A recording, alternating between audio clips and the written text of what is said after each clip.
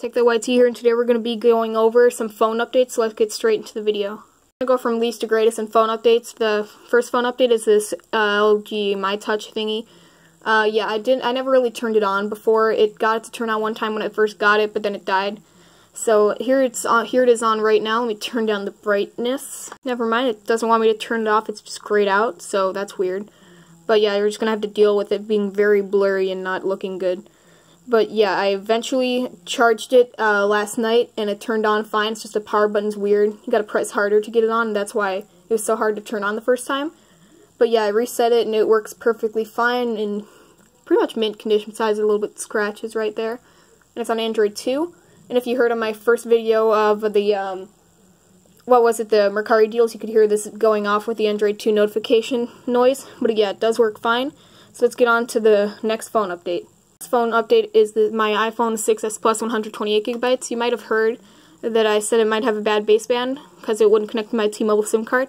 Well, I recently put it back in and it just works fine. I'm not quite sure why. It just wouldn't work before, but it works fine. I don't know what the issue was. I guess that's Apple for you. But I used it as a main for like 2 days until I realized battery life was complete and utter trash. So I just use it around the house now. It's really nice to use just around the house because it doesn't die on you. But yeah, it works fine. I can turn it on again for you. I took it out of the OtterBox case because it actually looks really nice out of the OtterBox case. And I put it on another phone, which I'm going to show you right now. Okay, so here's my iPhone 6 Plus, which actually now has a working touchscreen. It was really weird. You have to get the touchscreen cable perfectly in place. I'm probably going to buy a Touch ID connector because currently the home button or Touch ID scanner won't work because there's nothing to plug it into the phone. Let me just turn this down.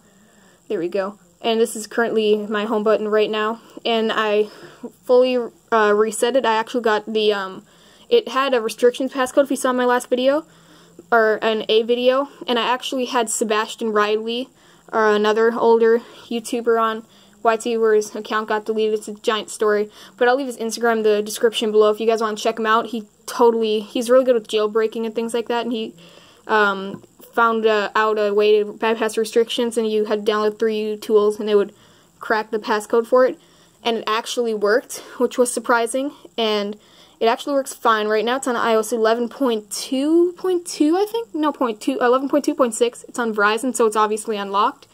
16 gigabytes, and yeah, it works fine. And I put in this OtterBox case because it's not really the best condition on the back, and also it's a bit bent, but it's not bent when it's in the OtterBox case, I'll just say that. It's very slightly bent, not a lot. But as you can see, it works fine now, besides the Touch ID scanner, and yeah, it's really nice. I don't really use it too much because the battery's not that good. It will die a lot. Yeah, that's basically it for the 6 Plus, so let's get on to the next phone.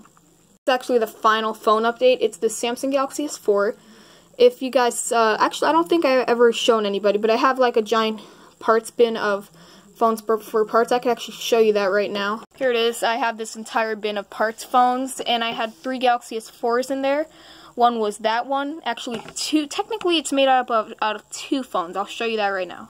So yeah, basically, it has a screen from another phone and a motherboard from another Galaxy S4. This one's on T-Mobile. They're both on T-Mobile, but I tried to swap the motherboard with another board or another screen, and the AMOLED, keep in mind both of these screens were water damaged because they came from water damaged phones, but the AMOLED and the other one was just completely busted. It would show like green things on the top when you tried to turn it on, or like when you tried to turn on the AMOLED, and the digitizer fully worked because you could hear it moving around. And it kept giving off Amber Alerts, which is annoying, so I couldn't leave it on. But then I eventually realized, like I'd say like a week later, that I didn't swap the motherboard with another screen that I had that I thought wouldn't fit, because I previously tried to swap a motherboard with 2 different carrier Galaxy S4s, and it turned out they weren't able to be swapped because the screen connectors were different. So I thought this was the phone that wasn't able to be swapped, but it was apparently another refurbished phone from a different country, believe it or not. I think it was Canada or something. But it was still on like an American carrier. I don't know, it was refurbished there. But yeah, I finally swapped the screen, and voila, it worked. I was very surprised, and I realized that I had a completely functioning Galaxy S4 and screen lying around my house for like a month, or over a month. I don't know, that's pretty stupid of me.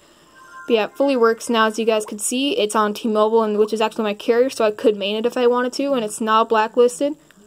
It's on Android 4.4.2. It's stuck on that because T-Mobile didn't update it further from that.